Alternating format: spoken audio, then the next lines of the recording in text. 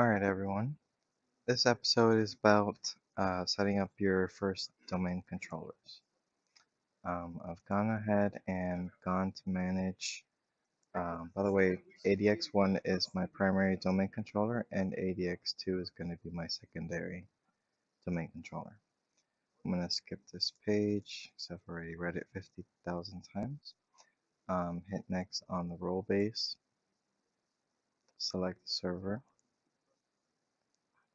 and click on Active Directory Domain Services. Next, and then it's going to prompt you if you want to install the management tools as well. I went ahead and said yes, you definitely want that. And then next, all the way to install the role, and I believe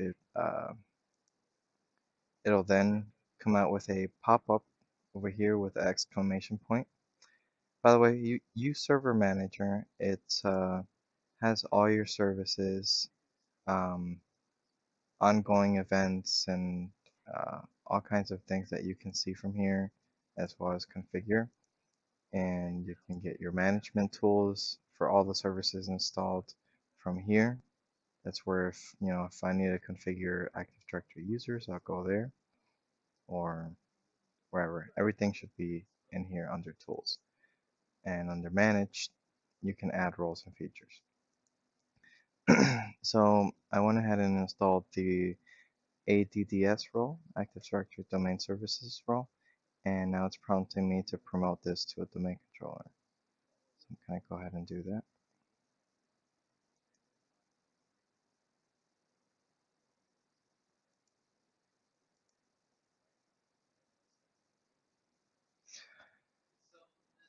And so far I just have, my data center host machine with Hyper-V installed. I've created a virtual machine template and copied that a couple times, and that's how I created my two domain controllers.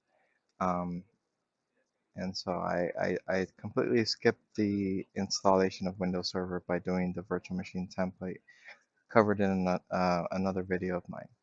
So since we're basically blank here, we just have the roles. We then have to configure, because having the roles just means you have the software installed, but it's not at all configured. You basically just have the management tools. So here I'm going to be, I'm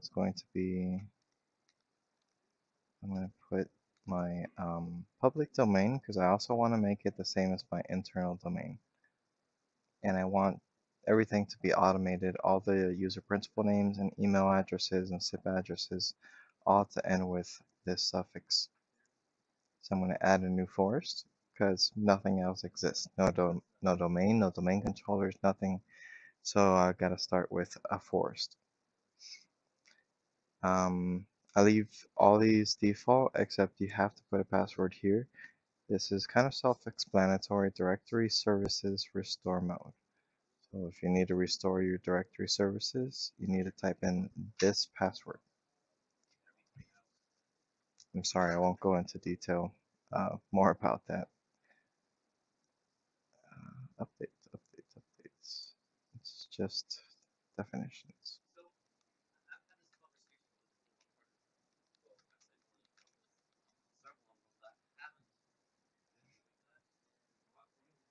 So it's saying it wants to create delegate permissions on a DNS server. And so I guess one can't be found. So I believe it's going to create a DNS server already with all the delegations. I believe that's my take on it. All right, Nippo's domain name. I'll leave this default as well. It's the prefix to your domain / username. When you physically log into a machine, that'll be that name.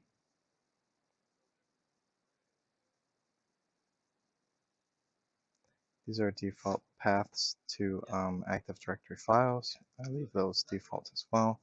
but you can relocate them on a more secure storage server or something like that. I kind of just leave it default.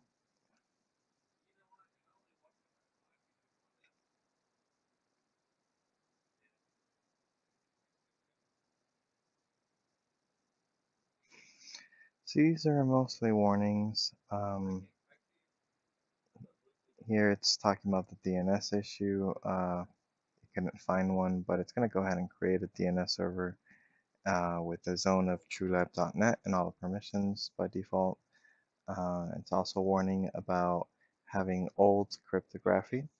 Um, that we can go ahead and disable that after this installs.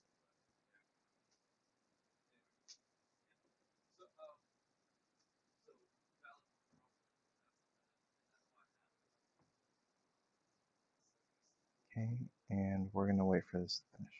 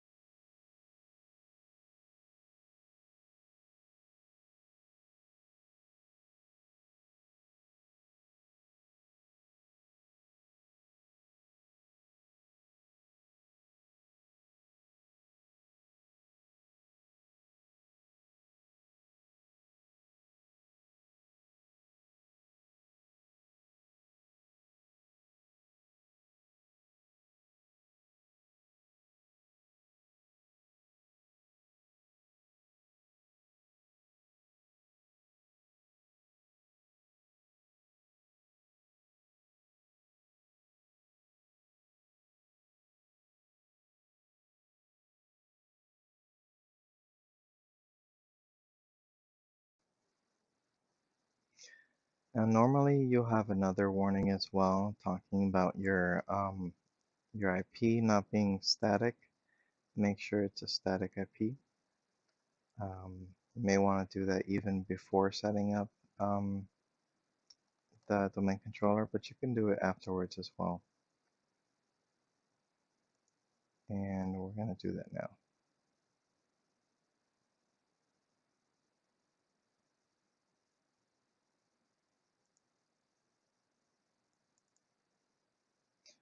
I didn't get the warning message, so I kind of know I'm not DHCP.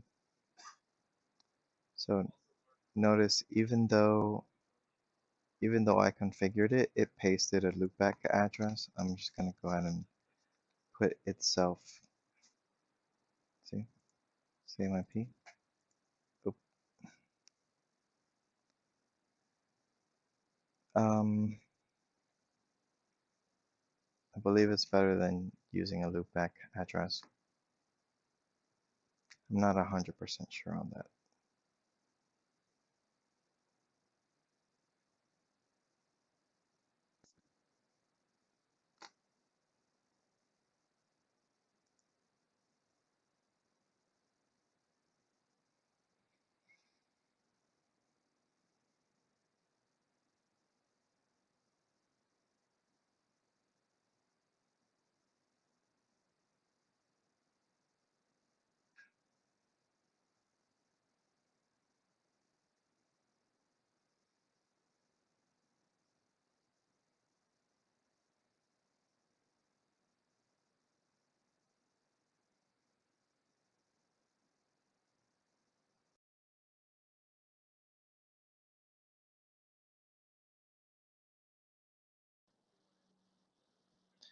Okay, so the machine's restarted, and notice that I'm not going to log in locally anymore. I'm going to log in directly to my domain administrator account, which by default, that's the one and only account created.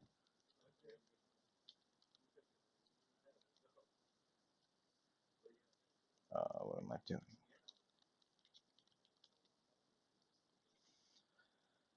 And make sure that before you set up these domain controllers that you've already gone ahead and renamed the machines, and as well as set up some static static IPs. Okay, I've renamed this one ADX2 and this one ADX1. Now, even though you set your static IP after you configure a domain controller, it automatically sets its DNS settings to a loopback address 127.0.0.1. I feel, well, I've been told that it's better to have, for example, ADX1 is the primary domain controller, so it should be the primary DNS server as well, since it carries that DNS role. So I'm going to use its own IP address here instead of this. I feel like it always works better for me that way. So still going to continue working. Nothing's going to change. And so on this guy, I want to set its primary DNS IP to be the IP of my primary domain controller. So I'm just going to double check that real quick. It is. Okay, and so my domain is created now, or is it? Yeah, because it restarted. And now we're going to create our secondary domain controller. I'm going to add a domain controller to an existing domain. This takes a second to start working.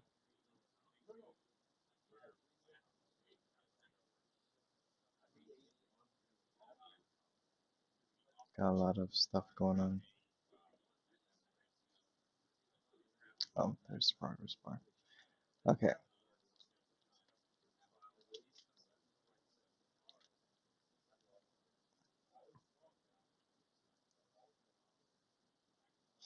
So you put in the domain that you want to connect to, and then you click change to use credentials. And we're going to use domain credentials.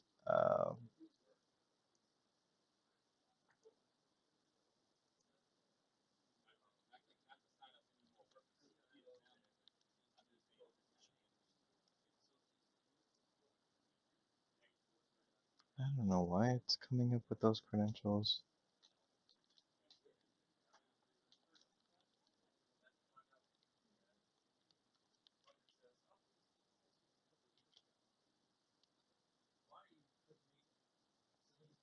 Okay, after I've set the credentials in order to access the domain, I'm going to hit next.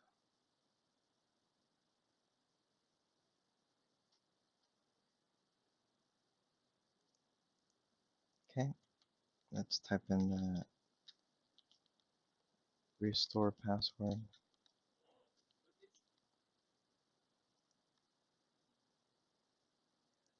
So it's saying the same thing about DNS, so we don't have it.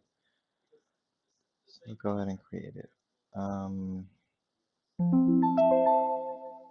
It needs some files, so you can, if you have the CD, the DVD for Windows Server installation, or the ISO, you can attach it and install from the media. Otherwise, I'm just gonna let it get its stuff from however it needs to, and it's gonna replicate from my primary domain controller. If I had multiple domain controllers, I can set this up differently, but I want it to replicate from my primary. Default file locations. Next.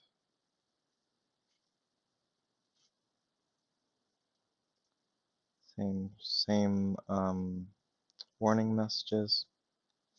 So now that we have the domain, let's go take a look at that old cryptography.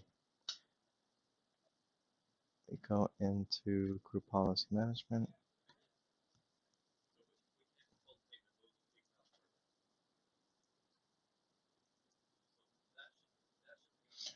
So here's the top level. This is the whole domain, Active Directory domain, and it seems like we have a default domain policy. I'm going to go ahead and use that. Why not?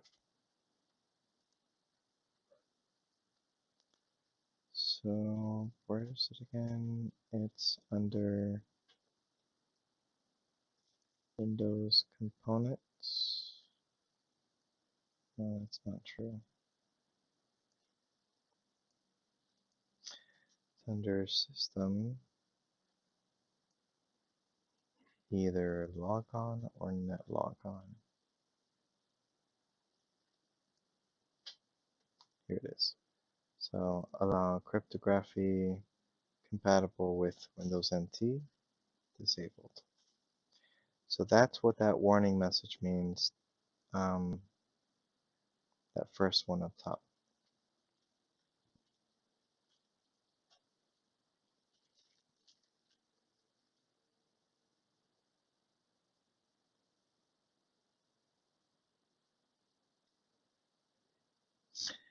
And so when this finishes restarting, I'm going to have my secondary domain controller all set up. I may want to double check its DNS settings to make sure it's pointing to the primary domain controller's IP. But other than that, I've got my domain controller set up successfully. Let's take a look at group policy settings, because I know I talked about some very important stuff to do to prevent hacking, right? At least to try to prevent it. Um, let's go into Windows settings.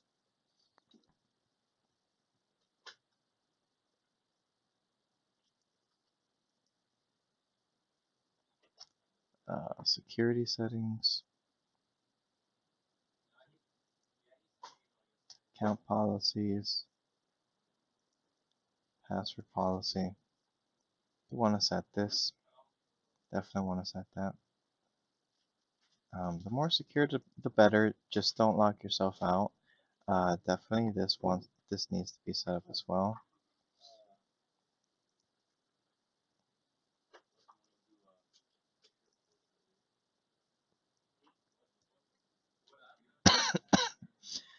After 10 invalid logon attempts, and it also wants to set these automatically.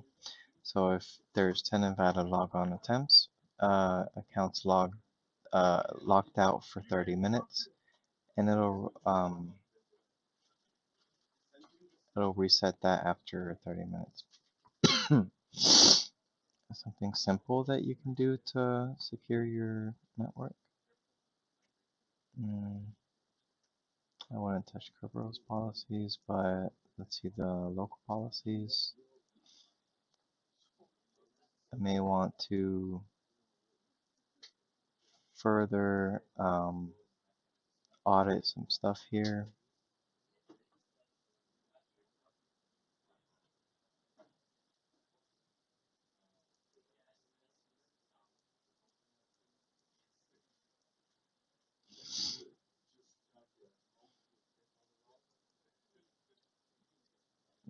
Rights assignments, I probably wouldn't touch those, but here is very good to be security options.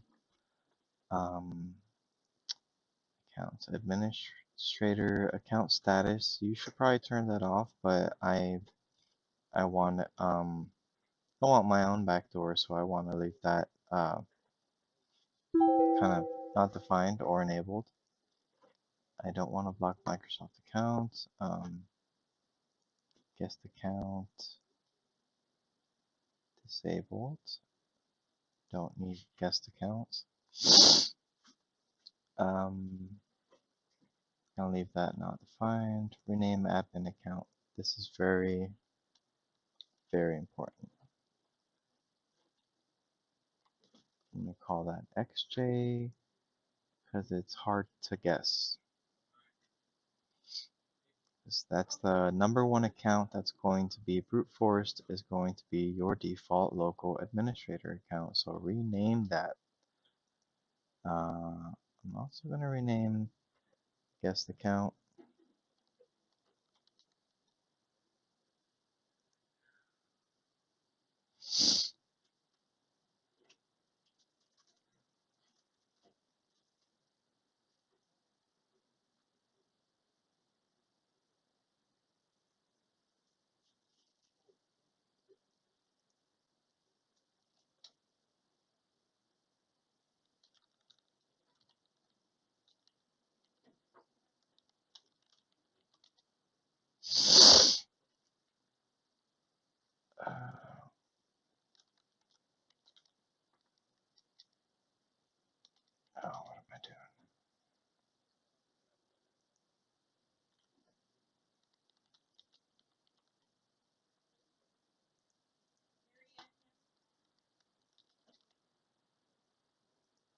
Okay.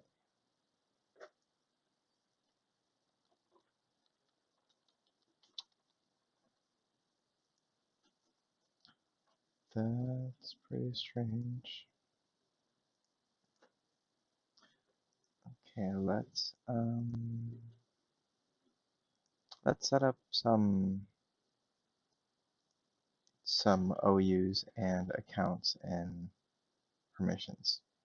So back from the server manager on my domain controller, I go to tools and then I can go to Active Directory users and computers.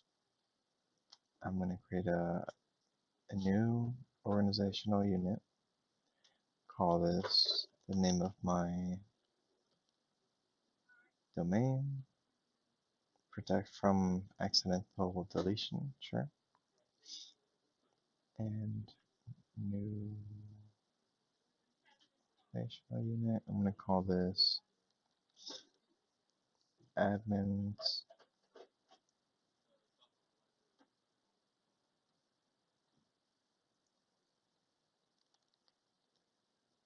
users, excuse me,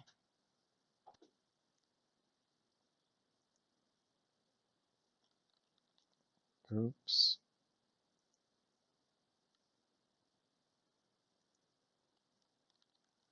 devices,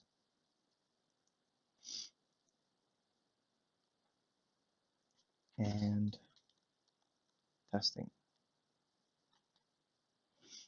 Great. Now I can apply certain things here.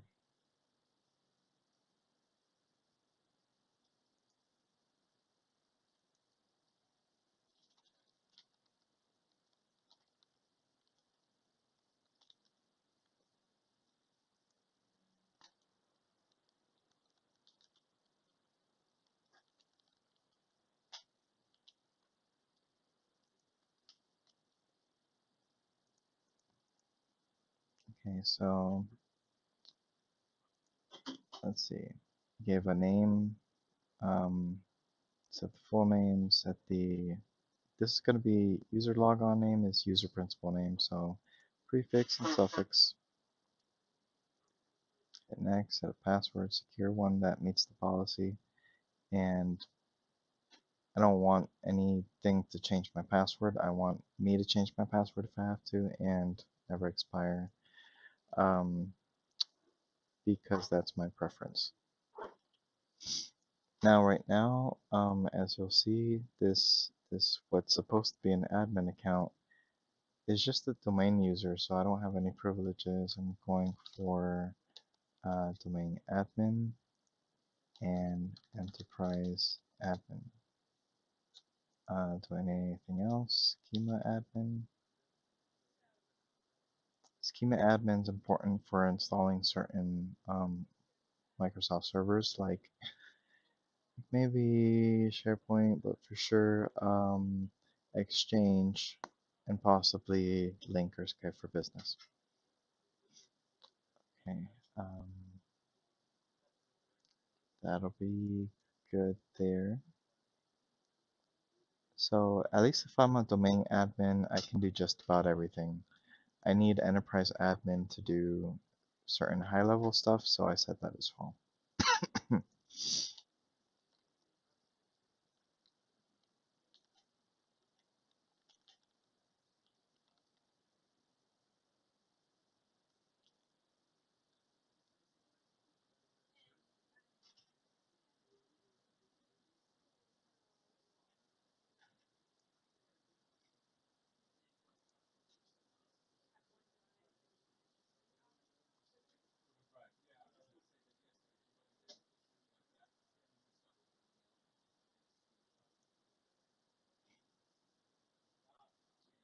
Okay, let's see what other things I got here. If you're annoyed by your virtual machines prompting you for uh, Control Alt Delete, you can set that set the setting here. Going to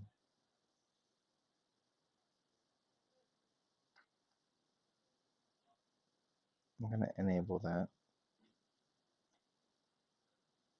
because I find it annoying. Um, this is important as well. Machine account lockout thresholds and inactivity limit.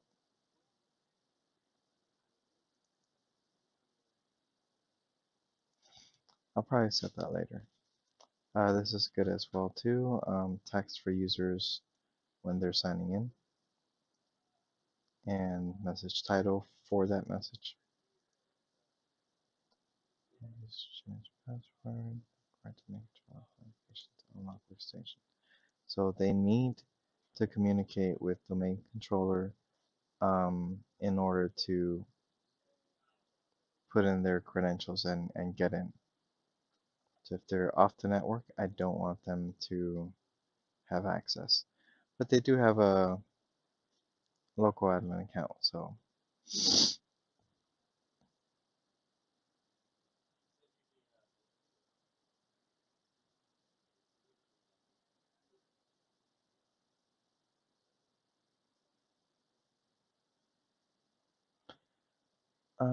there's some security settings here that could help as well. I'm gonna I'm I'm not too confident with these, so I'm just gonna let them be. I've had some issues with GPOs before, and I'm gonna find other ways to lock down my system.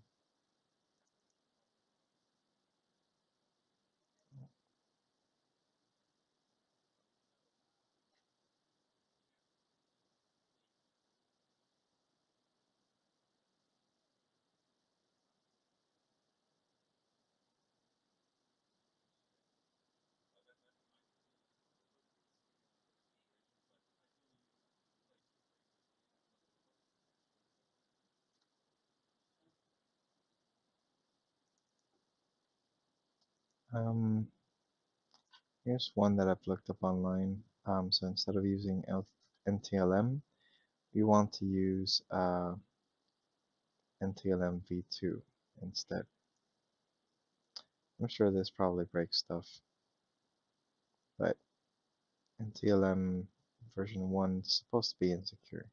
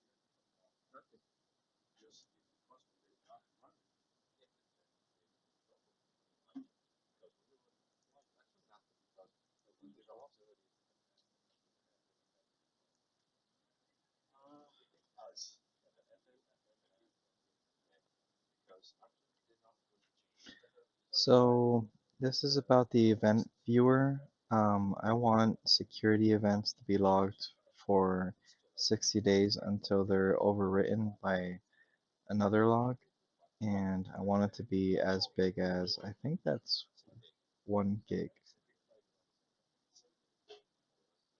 in the other policy. Um, huh.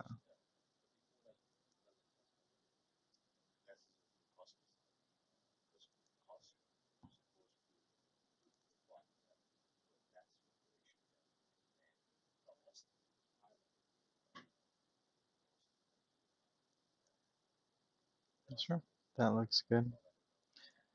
And so I think we're done here.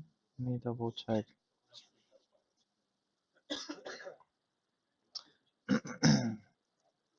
So that's definitely a good setup for my security, to say the least, on a basic level. But I also want to go here to PFSense and finish some of that setup.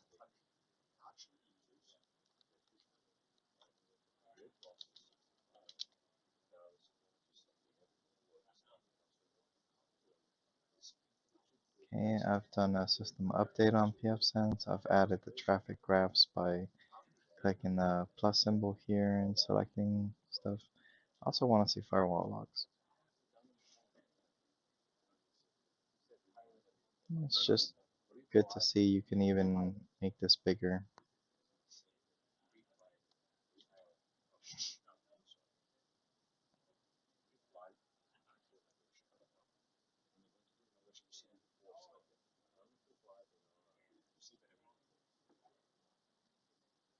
I want to see just blocked.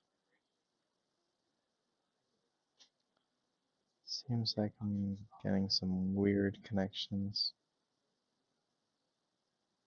as usual. Alright, so what I want to show here, so when we create our firewall, we've got to go ahead and make sure that these are assigned correctly. And now that that's done, great. Keep in mind that by default, only the first initial LAN is set up with DHCP. So if you want to have DHCP on DMZ, for example, you turn it on and set up an IP range, and then save, and then apply as well. Notice I have multiple networks, but they're not showing up here. So we have to go to assignments and manually go into here and to enable interface, of course. I'm going to set it to a static DHCP, static IP. IPv6 doesn't really matter. I mean, it's going to go through the LANs anyways. Here is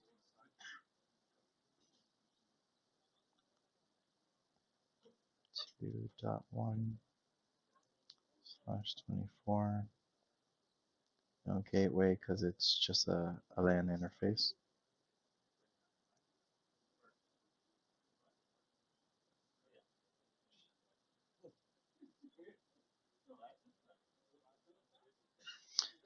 Okay, so now I have my LAN 2 finished, and let me go ahead and set up my second DMZ. Enable DMZ2 static IPv4 and 10.0.5.1. I'm just making stuff up, but I typically use this in my environments. Okay, and no, we don't have to do anything with the gateway, at least not yet.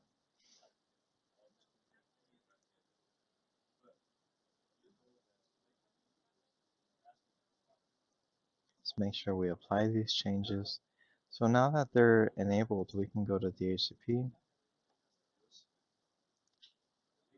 turn on DHCP for here. So I want a range of 10.0.2.90 to 10.0.2.160, just because I want to know which DHCP server in my network is providing these IPs. So I'll provide a specific range, and I'll say, okay, I know that it's PFSense doing the DHCP.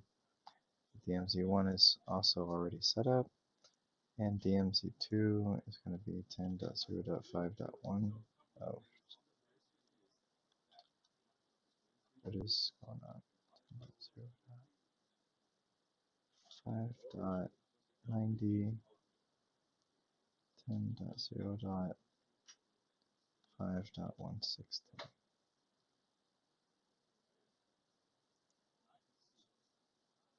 Did I forget something? No. By the way, so when setting up DHCP, you can also preload, the gateway and the DNS into DHCP so that when adapter gets its IP from DHCP, its DNS and gateway are set to exactly what you set it to. So that'd be probably handy in my LAN, but not in my DMZ. DMZ, I would probably want the IP of PFSense as the gateway and DNS. And for LAN, I could set the gateway. I could come here and say 10.0.0.1.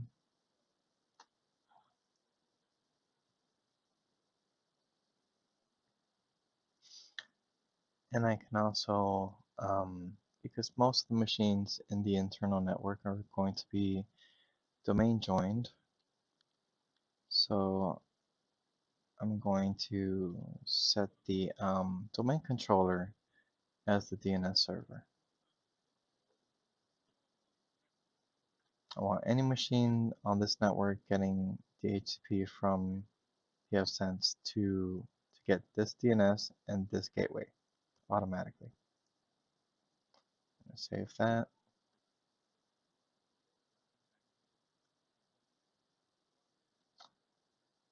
And now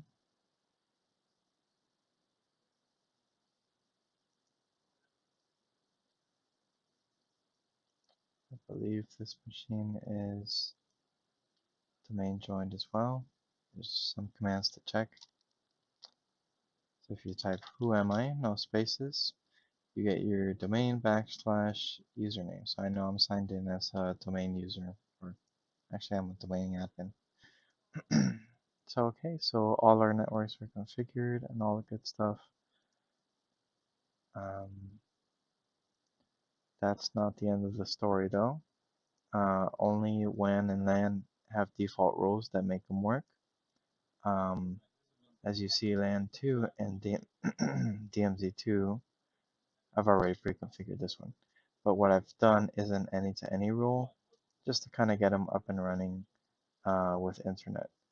So you go to the new network, click add, as if we're going to create a firewall rule.